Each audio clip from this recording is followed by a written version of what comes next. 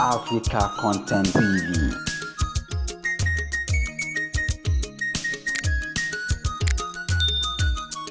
Tó ẹ̀ kórí tí mo kọ́ ni mo ní ẹ pè mí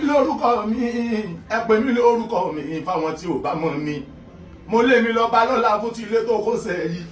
lẹ́yìn kábíyèsí yóbórin Osupa àyà ni ò dá tó bá jẹ́ ti kápẹ́dé mo ní gbogbo challenges tó bá yọjú mo rẹ́dí fún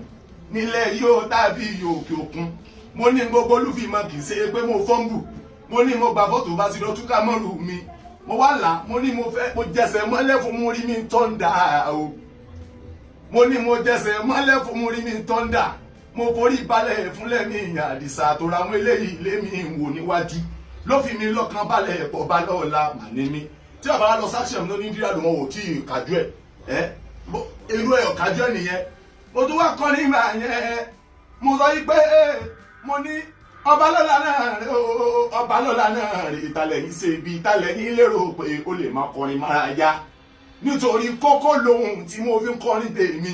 ìròhùn yìí la fi ń kọrin tó wà pa a lè fi sọ̀rọ̀ ìsì tí gan fẹ́ níyàn a tún lè fi sọ̀tàn mánújọ wa dásà èyí lórí jìnnà alágbóyè odù olórin mo ní tẹ bárò lórí tó lóru ohun ẹnu mi ẹgbẹ́ fún tán torí pòlì jìnnà ni torẹ́ni tó lóhùn ọba sáà ni kò bá jẹ́ Saheed ìkọ́ ló jẹ́ kó ló gbà pẹ́ o a tún wá kọrin nígbà náà a tún kọrin mo ní Muri mi tára bàbá mi ẹ̀yìn dirí gbogbo àwọn ọ̀rọ̀ kan ẹjẹ́ kan máa rí gbọ́ pé ni mo ní bàbá mi lónìí mi kì í sọ̀rọ̀ wáyọ̀nù sọ nígbà tá ò ní ìsàgungun síra wa pé ká kú èmi mo ní Muri tọ́ndà Alabi o bàbá ló máa yín dirí.